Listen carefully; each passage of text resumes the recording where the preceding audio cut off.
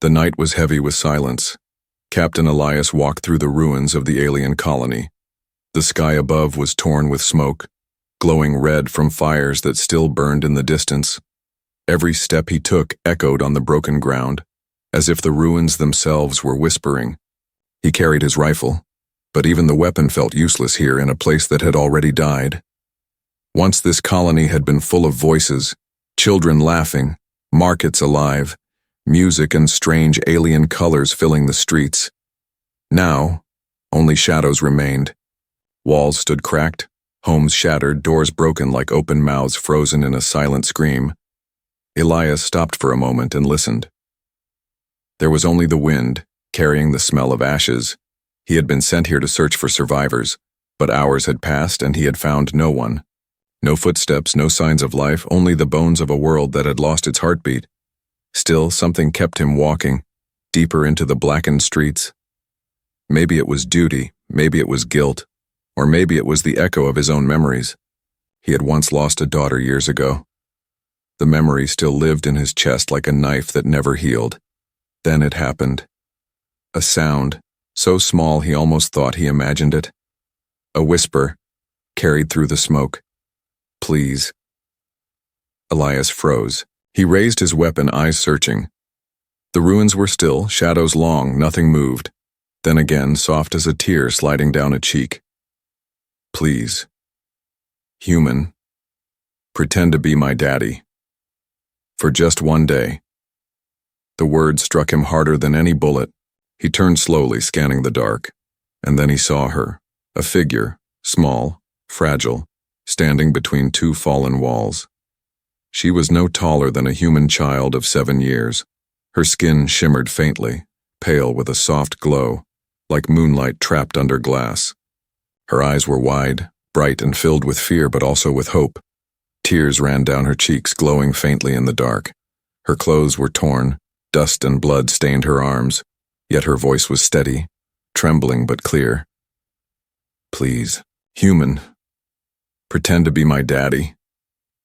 Elias lowered his weapon, slowly, carefully. His throat felt dry, his heart beating in his ears. He wanted to ask 100 questions. Who was she? Why was she here? Why those words? But no sound came. Only silence stretched between them. The girl stepped closer, her bare feet scraping against the stones. She looked at him as if she already knew him, as if she had been waiting only for him. I was told, she whispered, that if I find a father, I will not be taken away. I will not be alone. Her voice cracked on the last word, breaking into a sob. She covered her face with her small hands, shoulders shaking. The sound of her crying cut through Elias like a blade. For a moment he wanted to turn away. This was not his mission, not his problem. He was a soldier, not a parent. But his legs would not move. He remembered his own daughter's voice years ago, calling him daddy in a way only she could. That memory burned in his chest now, heavy, painful, yet alive. He took a slow step forward. The girl flinched but did not run. Instead, she reached out, her fingers trembling. Her hand was so small when it touched his, clinging desperately. Don't leave me, she begged. Not like the others, please. Just for one day. Be my daddy. Elias looked down at her. He could see the fear in her eyes, but also the deep emptiness of someone who had lost everything. Around them, the ruins stood like silent witnesses. This was no ordinary meeting, no simple rescue. This was the beginning of something else, something he did not yet understand. He crouched down slowly so his eyes met hers. His voice was rough, broken by years of silence. What is your name, child? She sniffed, wiping her tears with the back of her glowing hand. Lyra, she whispered. My name is Lyra. Elias felt the weight of that name settle in his heart. It was fragile but strong, like a spark in the ashes. He wanted to say, I am not your father, but the words would not come. Instead, what came out was softer, heavier, a promise he did not mean to make. You are safe now, Lyra, he said. I will not leave you. Her eyes widened, shining with hope. She clutched his arm tightly, as if afraid he would vanish. In that moment, Elias realized the truth. Maybe he had not found her. Maybe she had found him. From the darkness beyond the ruins came another sound, a sharp crack of stone, the shuffle of movement. Elias turned, pulling Lyra behind him, rifle raised again. The night was no longer silent. Someone, or something, was coming, and the cry in the dark had only just begun. The fire in the distance burned low, but the ruins around them were still alive with echoes. Captain Elias kept his rifle ready as he guided the small alien girl through the broken streets. Her hand held tightly to his, small and shaking, but her grip was desperate, as if letting go meant death. The girl's name was Lyra, and her voice, though soft, carried the weight of sorrow far too heavy for a child. They stopped near the remains of a collapsed building. Elias crouched, scanning the shadows, always listening for danger. The air was heavy with dust and the smell of smoke. He finally turned to the girl, his voice low and steady. "Tell me, Lyra, why are you alone here?" Her glowing eyes lifted toward him, wide, afraid but trusting. She took a slow breath and her words spilled out like broken glass. "My parents, they are gone," she whispered. "They tried to protect me when the soldiers came, but they could not. I saw them fall. I ran. I hid." Her lips trembled and she pressed her hand against her chest. "They told me to stay alive even if I was alone." Elias felt his heart tighten.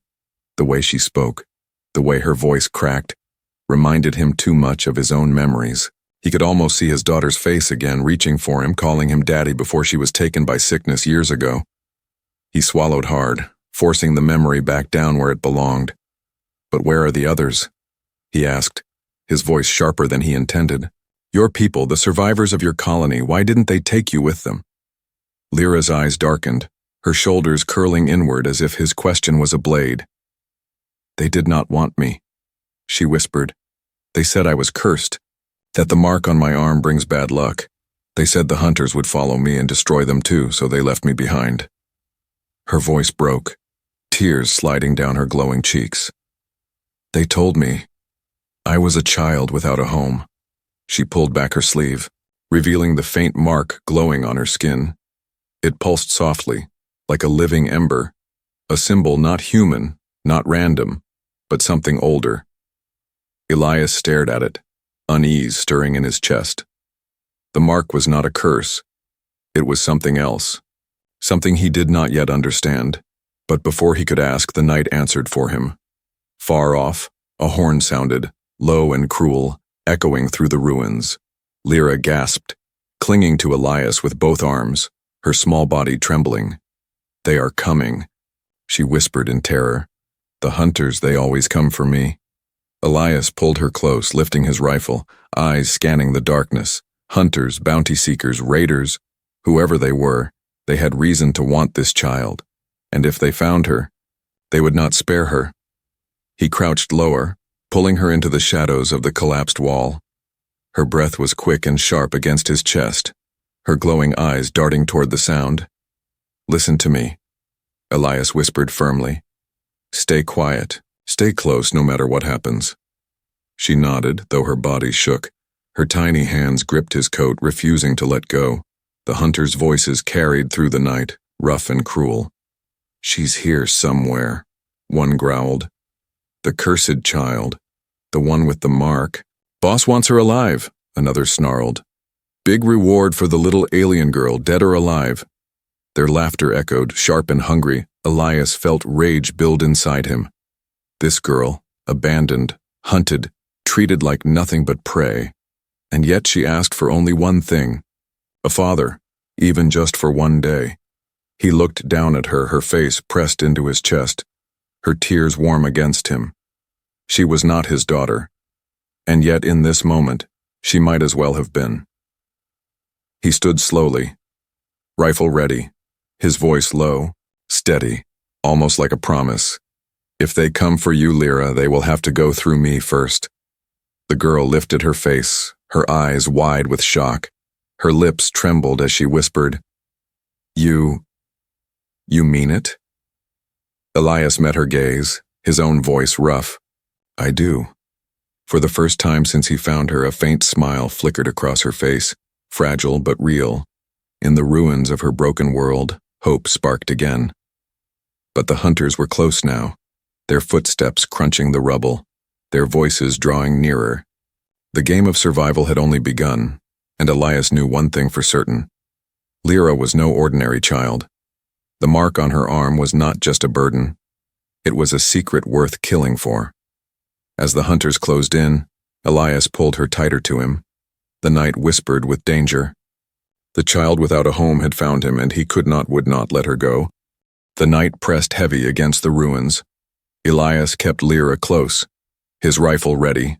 As the hunters' voices crept nearer, their shadows stretched across the broken walls, shapes of men armed with blades and crude rifles, their laughter sharp, like wolves circling prey. Lyra's small hand gripped his coat tightly, her glowing eyes wide with fear. She whispered, "They know I am here. They always find me." Her voice shook, but there was something deeper too. The sound of a child who had run too long, cried too many nights, and now stood on the edge of breaking. Elias crouched low, pulling her behind a broken pillar. "Quiet," he whispered, steady but urgent. "Stay behind me no matter what happens."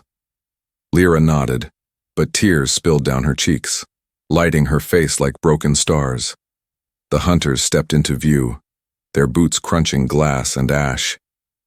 "There she is," one growled, spotting the glow of her tears. Another sneered, lifting his weapon. "The cursed child with the mark." The group fanned out, circling, hungry for reward. Elias raised his rifle, his voice hard as steel. "She's with me," he said. "Touch her, and you die where you stand." The hunters laughed, their cruel eyes glinting. "With you?" one mocked. "She's no human girl, soldier. She's a prize owing a bounty worth more than your life." Another spat. "Step aside, stranger. She is not your problem." Lyra pressed against Elias, trembling, her whisper barely reaching him. "Please, Daddy, don't let them take me." The word struck him like fire, Daddy. It was a word he thought he'd never hear again, not since the day his own daughter was taken from him by death's cold hands. Now this child, broken and abandoned, called him that word as if it was the only thing keeping her alive. Elias felt something shift inside. He knew he could tell the truth, that she was not his, that he had no blood tie to her. But the hunters would take her, then rip her away screaming. So he spoke the first lie of love, a lie that came out sounding like truth. "She is my daughter," Elias said firmly, his rifle never wavering. "If you want her, you will have to kill me first." The hunters hesitated, glancing at one another. "She's lying," one muttered, uncertain. "He's lying, can't you see?" But another shifted uneasily, his gaze flicking between Elias's steady stance and the girl clinging to him. The conviction in Elias's voice, the fire in his eyes. It did not sound like a lie. It sounded like a father protecting his child. One of the hunters snarled, stepping forward, his blade flashing in the firelight. "Then you die, human." The fight came fast, brutal. Elias fired, the blast shattering the silence, one hunter falling back with a scream. The others charged, weapons raised. Lyra cried out, covering her face. But she did not run. Her small hand stayed locked to Elias's coat as if she knew leaving him meant death. Elias fought with every ounce of strength, his rifle cracking, his fists striking when ammo ran dry. The hunters, surprised by his ferocity, faltered one by one. They fell back, wounded, snarling, unwilling to lose more men for a child they could chase another day. Their leader spat into the dirt, his voice filled with venom. "This isn't over, human. She carries the mark, and the mark belongs to us. We will take her, even if we have to tear your corpse apart to do it." Then, with curses and threats, they retreated into the shadows, their footsteps fading, their eyes still burning with hunger. Elias stood breathing hard, his hands trembling, smoke rising from the rifle. He looked down. Lyra was still clinging to him, her glowing eyes fixed on his face. "You didn't leave me." she whispered, almost in wonder. You really didn't leave. Elias's chest ached, heavy with the weight of what he had done. He had spoken a lie to save her, yet it did not feel like a lie anymore. When she looked at him and called him Daddy, something inside him answered. Something alive. Something he thought was long dead. He knelt down, brushing dirt from her cheek with a rough hand. You're safe, he whispered. I won't let anyone take you. Her tears slowed, her small lips curved into the faintest smile. In that moment, hope returned to her eyes, fragile but burning. She leaned against him, whispering once more, Then you are my daddy, and I am not alone anymore. Elias closed his eyes, his jaw tight. The first lie of love had been spoken, but it had already grown roots in his heart. And deep down, he feared one truth more than the hunters, more than the mark. He feared that, soon, the lie would become real. The night around them was quiet again, but not safe. The hunters would return, and others would come, drawn to the secret in Lyra's arm. But for now, in the ruins of a broken colony, a soldier and an abandoned alien girl shared something stronger than fear, a fragile bond, born of a lie, yet glowing with the light of love. The night slowly gave way to a pale gray morning. Elias and Lyra sat hidden inside the wreck of an old transport ship, its metal walls cold and rusted. Through the cracks in the hull, weak light spilled in, turning dust into drifting silver. Lyra leaned against him half asleep, her small body exhausted from running. Her glowing eyes dim with weariness. Elias had not slept. His mind was sharp, haunted by the words of the hunters. The mark belongs to us, they had said. He looked at Lyra's arm where the faint symbol pulsed like a living ember. It was no curse, no simple scar. It meant something powerful enough for men to kill for. He brushed a hand over his face, the soldier, in him demanding answers. At last he spoke softly. Lyra, tell me about the mark, what is it? The girl stirred, lifting her head, her eyes meeting his. For a moment she looked afraid, then her lips pressed together as if she carried a secret too heavy for her small heart. My parents told me never to speak of it, she whispered. They said the mark was our duty, our burden, and that others would try to use it. Her fingers traced the glowing lines on her arm, her voice shaking. They said, it is a key, Daddy, a key to something hidden among the stars. Elias frowned, the words digging deep into his thoughts. A key. A key could open doors, unlock power, reveal knowledge. But why would raiders and hunters care so much about a child's mark unless that key led to something unimaginable? He pressed gently, his tone calm. What does it open, Lyra? She hesitated, trembling. I don't know. They never told me. Only that I must protect it, even if it cost my life. They said, the mark could save worlds, or destroy them. The weight of her words settled on Elias like stone. A child, burdened with a secret that nations would kill for. She was no ordinary survivor. She was the last guardian of something ancient, something dangerous, before he could answer. The ship's hull groaned with a sudden noise. A shadow passed across the crack of light. Elias raised his rifle instantly, pulling Lyra behind him, but the figure that entered was not a hunter. It was an old alien man, robes torn, his face lined with sorrow. Do not shoot, the man rasped, lifting his hands. I am not your enemy. Elias's eyes narrowed. Who are you? The man stepped forward slowly, his glowing eyes fixed on Lyra. I am one of the last elders of this colony. I knew her parents. His voice trembled with grief. And I know what she carries. Lyra gasped, rushing to him. Elder Torin, she whispered, her voice breaking with relief. The man's hand rested gently on her head, his eyes wet with sorrow. You are alive, little one. Praise the stars. Elias lowered his weapon, but did not relax. What is this mark? He demanded. Why are men hunting her? The elder looked at Elias, his expression grave. That child bears the seal of the Starforge, the last remnant of an ancient creation, a power that can bend the void, shape the skies. It is the most dangerous gift left by the old ones. Elias's chest tightened. Starforge, even he, a human soldier, had heard whispers of it.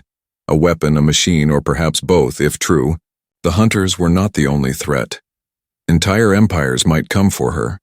The elder's voice lowered. Her parents gave their lives to keep her safe. They entrusted the mark to her, because only the blood of her line can awaken it. That is why she must never be taken. If the Starforge falls into the wrong hands, it will not just be this colony that burns. It will be every world under every sun. Lyra pressed against Elias's side, clutching his coat. Her small voice trembled. I don't want to be a key. Daddy, I just want to be with you. Elias's heart ached. This girl had been abandoned, hunted, cursed with a burden too great, and yet she asked for nothing but a father's arms, a father's promise. He pulled her close, his voice steady. You are not alone, Lyra. I will protect you no matter what comes. The elder nodded, though sorrow filled his eyes. Then you must run, human.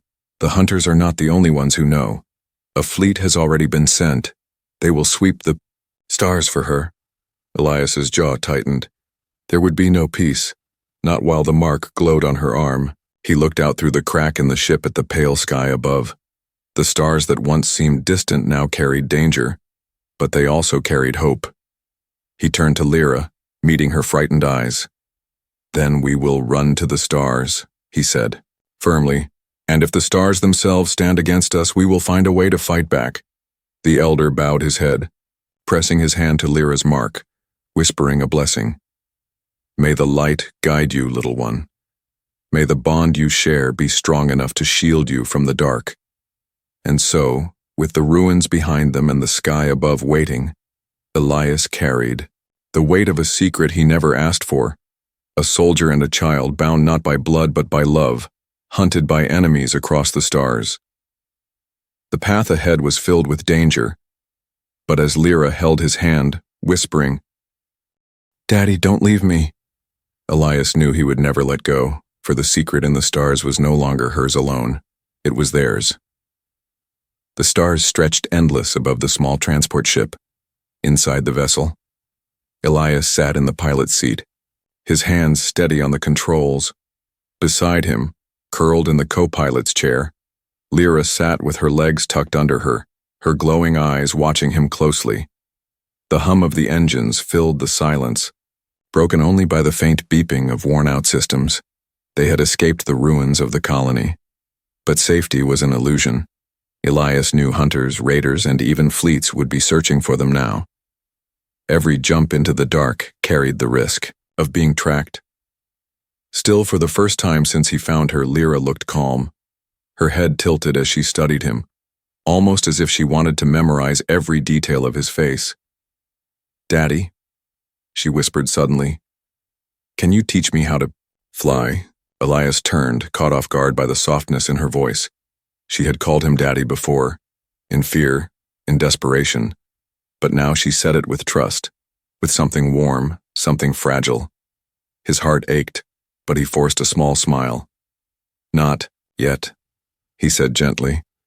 You're too small to reach the controls, but one day I'll teach you everything I know. Her glowing eyes lit up, a smile tugging at her lips. One day, she repeated, holding on to the promise as if it was treasure. Hours passed. Elias showed her how to eat human rations, breaking them into pieces so her small hands could manage. She wrinkled her nose at the taste, but when he laughed quietly, she forced herself to eat, smiling shyly. He taught her how to wrap a blanket tightly, how to stay hidden when the ship went dark. He even showed her how to hold a small dagger, her hands trembling but determined. For every lesson, her response was the same. She called him Daddy, and her trust in him grew deeper. But in the quiet moments, when she thought he wasn't watching, Elias saw something else.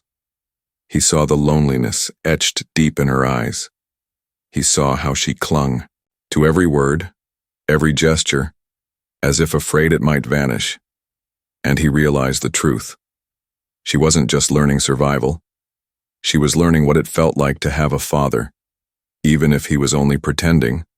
One night, as the ship drifted, in silent space, Lyra climbed from her seat and sat beside him. "Daddy?" she whispered, her voice soft. "What was your daughter like?" The question froze him. His hands tightened on the controls, his chest heavy with memories. For a long time he did not answer, but her small hand rested on his arm, waiting, gentle, patient. At last, his voice broke the silence, low and rough. "She was brave. She laughed a lot. She loved to run in the fields back on Earth. She always called me Daddy, just like you do." Lyra listened quietly, her glowing eyes wide. When he fell silent, she whispered, "Did she make you happy?" Elias swallowed hard, the ache in his chest sharp. "Yes," he said, his voice trembling. "She made me happier than I deserved." Lyra leaned against him then, her small body pressing close. "I will make you happy too," she whispered, as if it was a promise she intended to keep. Elias closed his eyes, fighting back the storm inside.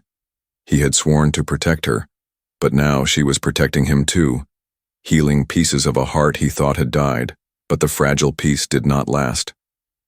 The ship's sensors beeped sharply. Warning of an incoming vessel. Elias snapped alert, pulling Lyra close as he scanned the screen. A small craft was trailing them, its signal weak but clear. At first he thought it might be raiders, but when the transmission came through, his blood turned cold. "Elias," a voice crackled. "We've been looking for you and for the girl. The price on her head is high. Friend or not, I could not ignore such a reward." Elias cursed under his breath. It was Reagan, an old comrade, a man he had once trusted. Now even he had betrayed them. Lyra looked up at him, fear in her glowing eyes. "Daddy," she whispered. "What will happen?" Elias gripped her hand tightly, his jaw set. He could not tell her the truth. That betrayal was closing in, that their fragile safety was shattering. So instead, he spoke the only truth that mattered. "Whatever happens, Lyra, I will not leave you, not now, not ever." The ship shuddered as the enemy vessel closed the distance. The stars outside seemed colder, sharper, filled with danger, but Lyra clung to him, whispering softly, "Then I am not afraid, Daddy." And in that moment, Elias knew he was no longer pretending. She was the daughter he had lost, the child he would fight for, the father she had never known. The stars outside the window glimmered like cold fire. Elias gripped the controls of his ship tightly, his jaw set as the enemy vessel closed in. Lyra sat beside him, her glowing eyes wide with fear, but her small hand clutching his sleeve, refusing to let go. The voice of Reagan, his old comrade turned betrayer, echoed through the comms. "Don't fight me, Elias. Hand over the girl and you walk away alive." The words cut deep. Reagan had once fought beside him, had once saved his life in battle. Now he sounded like every other hunter. His loyalty, sold for blood and coin. Elias said nothing, his silence heavy. Lyra pressed closer, whispering, "Daddy, don't let him take me." Her words were soft, trembling, but filled with desperate trust. Elias felt his chest tighten. How could he let her down after all she had endured? But the ship shook suddenly as a blast struck its hull, sparks flying across the panels. Reagan's voice returned, colder, sharper. "Last warning, Elias. You can live without her, but you won't live if you resist." Elias's hands trembled over the controls, not from fear but from rage. He knew what Reagan wanted. The mark on Lyra's arm, the secret of the Starforge. If she was taken, her life would be used, her blood forced, to awaken a weapon that could destroy worlds. He glanced at Lyra, her small body trembling, tears glowing on her cheeks. Her eyes met his, filled with a plea, a prayer. "Daddy, stay," she whispered. "Please, stay with me." The enemy ship forced them into a docking clamp. Metal screeched as the vessels locked together. Elias grabbed his rifle, pulling Lyra into his arms. The hatch hissed open and shadows poured in, armed men with cold eyes and sharper weapons. At their front stood Reagan, older now, scarred, but still carrying the same strength Elias remembered. Only now that strength was twisted with greed, Elias, Reagan said, lowering his gun slightly. Don't make this harder than it has to. Give me the girl and I promise you'll walk free. He paused, his voice softening. You've lost one daughter before. Don't lose yourself again. This isn't your fight. The words struck Elias like a blade. Yes, he had lost his daughter once, but this child, though alien, though not his blood, had brought that word back to his life. Daddy. Could he betray her now, after she had chosen him, trusted him, loved him? Reagan raised his weapon higher, his voice hard. Choose, Elias, your life or hers. Time seemed to stop. Lyra's small arms clung around Elias's neck, her tears soaking his shoulder. Her voice trembled into his ear. Please, Daddy, don't leave me. Elias's eyes closed, the war inside him raging. He could save himself, walk away, let the hunters take her. It would mean survival, but it would also mean losing himself. Or he could fight, knowing it might cost him his blood, his breath, his life. When his eyes opened again, they burned with fire. He stepped forward, placing himself between Lyra and the men. His voice thundered, She is my daughter. You'll take her only over my corpse. Reagan's face hardened. So be it, he snarled, raising his rifle. The clash was brutal. Gunfire lit the corridor, echoes of steel and screams filling the ship. Elias fought like a man who had nothing left to lose. Every shot, every strike, burning with the fury of a father. He shielded Lyra with his body, pushing her behind cover, roaring with each blast. Men fell, the floor slick with shadow and smoke, but still more came. Reagan advanced through the chaos, his blade drawn. You're a fool, Elias, he spat. She isn't even yours, why die for her? Elias blocked the strike, their weapons clashing, sparks flying, his voice shook with rage. Because she called me Daddy, because I gave her my word and I will not break it. The fight turned desperate, blood drawn, bodies falling. At last, Reagan drove Elias back, his blade cutting deep into Elias's side. Pain flared hot and sharp, but Elias did not fall. He staggered, bleeding, but still stood between Lyra and death. Behind him, Lyra cried out, her small hands glowing as she pressed them to the mark on her arm. Light burst forth, radiant, pulsing, wrapping around her like a shield. The hunters staggered back, blinded. Even Reagan hesitated, eyes wide. What is this? He growled. Elias, breath ragged, forced himself upright, his blood dripping. She is not your weapon, he said, his voice like thunder. She is not your prize. She is my daughter. The light around Lyra spread, shimmering, like a star born inside the ship. It wrapped Elias in its glow, shielding him, protecting him. Her tears shone like diamonds as she whispered again, Don't leave me, Daddy. Please don't leave me. And in that moment, Elias knew. This was the choice of blood. Not of family blood, not of shared flesh, but of the blood he was willing to spill, the blood he was willing to give, to be the father she never had. The ship shook under the weight of silence. Smoke drifted through the corridors. The floor scattered with the shadows of fallen men. Elias stood wounded, blood seeping from his side, but still between Lyra and the hunters. His breathing was heavy, each inhale sharp, each exhale ragged, yet his eyes never left the child he had sworn to protect. The glow from Lyra's mark spread brighter, filling the narrow passage with light like the birth of a star. The hunters staggered back, shielding their eyes, fear twisting across their faces. Even Reagan, once bold and unshaken, hesitated, his scarred face pale under the radiance. This is not possible, he spat, voice breaking. She's just a child. But Lyra was no longer trembling. Her tears still flowed, but her small body stood tall beside Elias. Her glowing hand stretched outward, and the light wrapped around them both, a shield woven from something deeper than power. It was trust. It was love. It was the bond of a child and the father she had chosen. Elias dropped to one knee, his strength fading. The world swayed, his vision blurring, but he kept his hand on the rifle, refusing to let it fall.